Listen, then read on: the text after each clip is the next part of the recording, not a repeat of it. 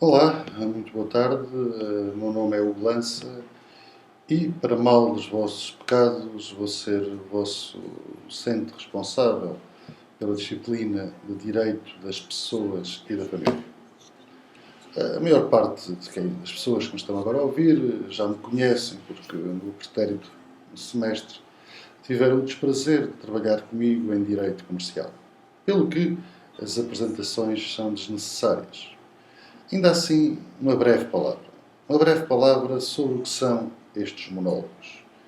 Estes monólogos são pequenas conversas que, do ponto de vista dogmático, são extremamente fracas.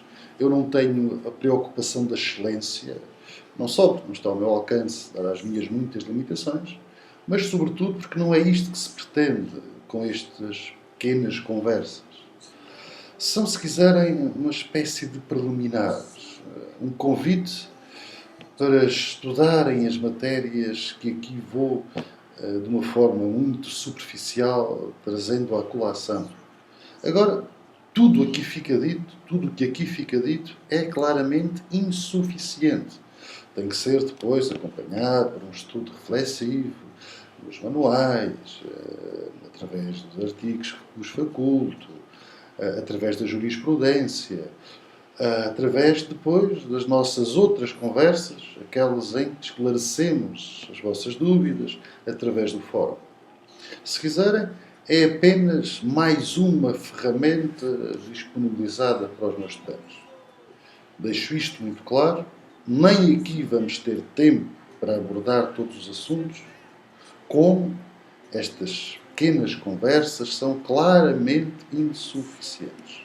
Não são mais do que um preliminar que nos vai abrir depois as portas para as conversas que vamos ter e para o estudo que vocês vão fazer e que, dentro daquilo que me for possível, irei acompanhar, esclarecendo algumas dúvidas.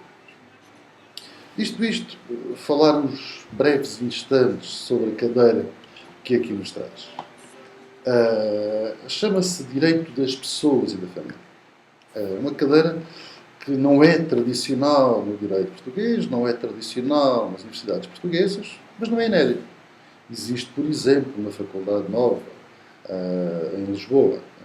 E é uma aposta sólida, pensada, porque é olhar para uma cadeira e dar um duplo contributo. Desde logo, na primeira parte, que é direito das pessoas, perceber o que é que são pessoas hoje para o direito, depois perceber que nos centramos nas pessoas singulares, as suas capacidades, as suas incapacidades, e um grande destaque aos direitos de personalidade. E depois, com destaque para o direito do direito matrimonial, vamos falar de todas as relações familiares. Na parte final, aquilo que designei de direito dos menores, naquele bloco de apontamentos que vos envio através do sistema eletrónico que nos auxilia neste percurso, vamos falar sobre a filiação, sobre esse mistério da procriação que hoje nos oferece problemas cada vez mais complexos e dos problemas que envolvem os menores. Dito isto, vamos perceber uma coisa. De que é que se fala quando se fala de direito das pessoas? O que é que se regula? Que valores é que nós pretendemos? Eu digo isto porque quando nós, desejavelmente, partimos para a feitura de uma lei, para a elaboração de uma lei, é importante perceber, peço perdão, o que é que pretendemos, que valores é que aquela lei visa defender. E só depois regular aqueles valores e depois, no momento, se quiserem, coercivo do direito, garantir que esses valores são respeitados. Daí que uma primeira reflexão que vos convido a fazer é porque é que o homem os vive.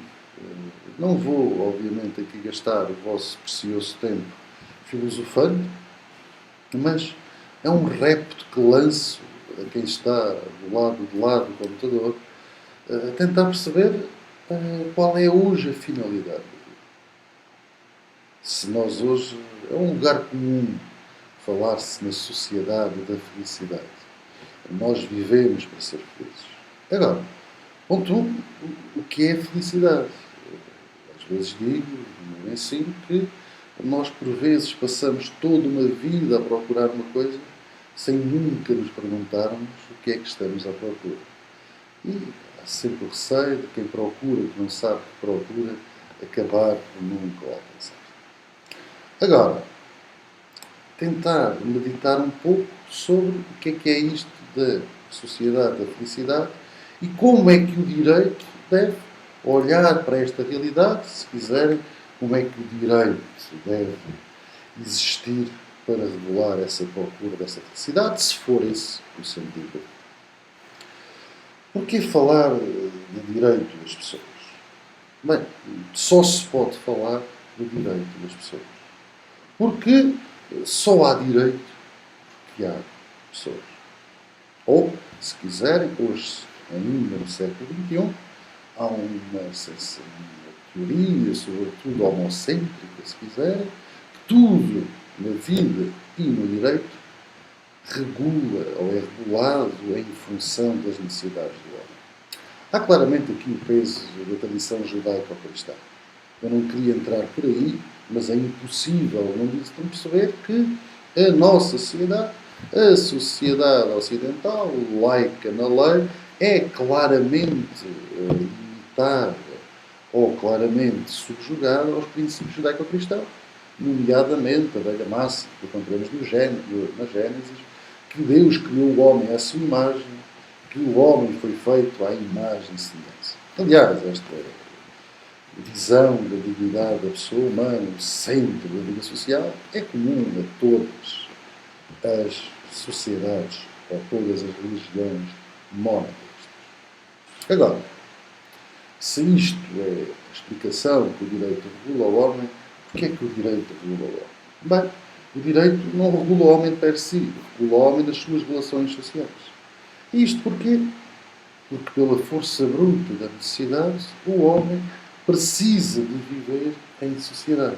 Os senhores já falaram sobre isso, a velha máxima de Aristóteles, que o homem é um animal social. Depois podemos, e é um convite que vos faço, sentir-nos mais próximos de Rousseau, sentir-nos mais próximos de Hobbes.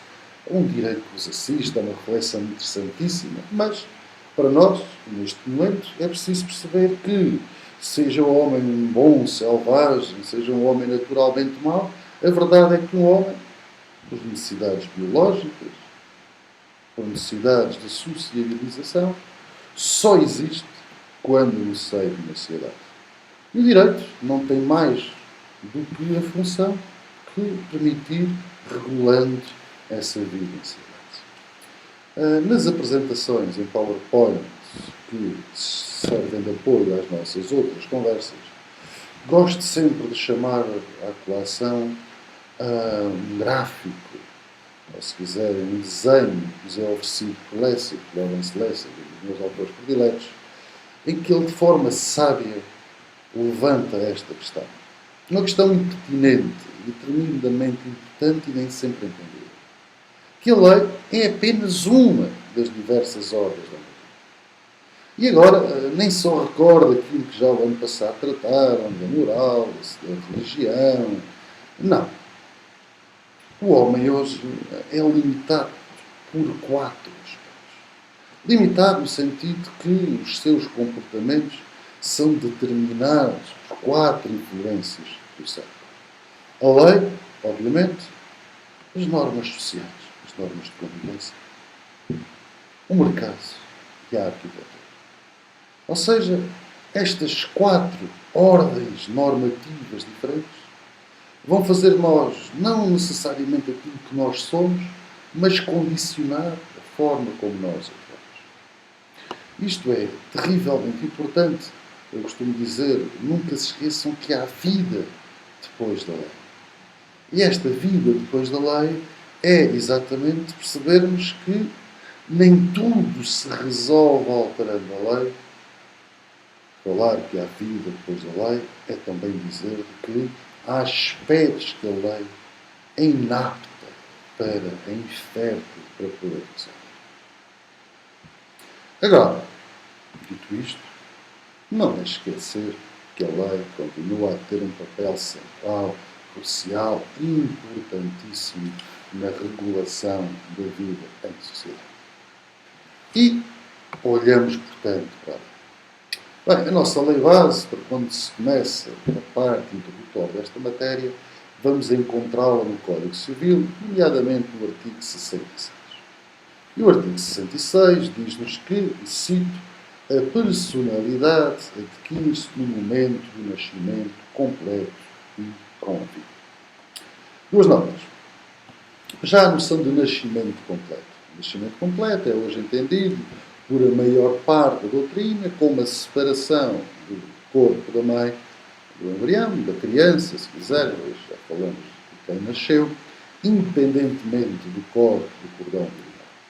Exigindo-se apenas uma manifestação, seja ela qual for devida. Pode ser chorar, pode ser mexer, ou seja, qualquer coisa que permita a quem lhe acompanha ao parto dizer não, aquela criança nasceu com vida. Atenção, não é de forma desrazoável, não é sem razão de ser, que os juristas têm tanto cuidado sobre a determinação do início da personalidade jurídica. Vamos ficar com um exemplo fácil que todos me conseguem entender.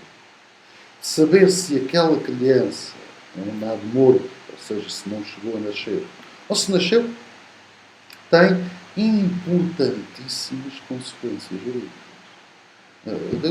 Ofereço-lhes apenas um exemplo que depois nos ajuda a perceber os outros. Entender este caso. Entender que a senhora grávida não é casada com o pai da criança, que entretanto faleceu durante a gestação. Vamos supor que é alguém com uma fortuna considerável. Se aquela criança não chegar a nascer, significa que serão para os outros herdeiros do pai, falecido, que irá todo o seu património.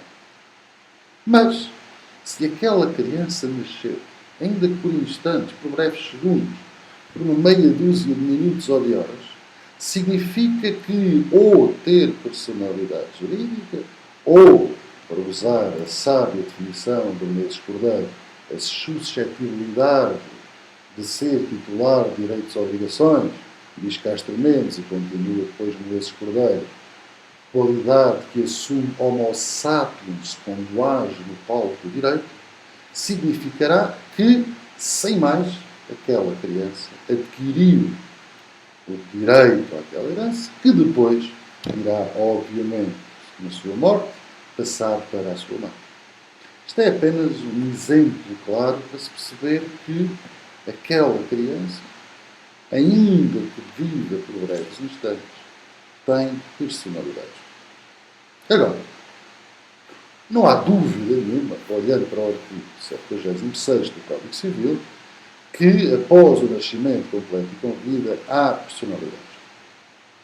A grande discussão, interessantíssima, complexa, que eu vos convido desde já a meditar sobre ela, é saber se só no nascimento completo e com vida há personalidade. Ou saber se antes do nascimento já há ali uma pessoa para o direito. Saber se, não necessariamente na concepção, que seria arbitrário, mas a partir do momento que temos uns e outros, se já há para o direito uma nova pessoa. Não nos parece que esta questão seja ultrapassada, continuamos a entender que é uma questão profundamente pertinente. E é este o convite que deixo aos meus alunos. E deixo-o de uma forma tremendamente provocatória. Quer saber, quando uma mulher está grávida, o que tem dentro de si? Uma coisa ou uma pessoa? Porque, por mais cruel que sejam estas palavras, não há uma terceira vida. Ou reconhecemos ao embrião a qualidade de pessoa, e então teremos de juridicamente o reconhecer como tal, ou não o fazemos. Não o fazendo é uma coisa, uma mera parte, uma mera componente do corpo humano. Esta reflexão vos deixo até que nos voltemos a cruzar, espero brevemente.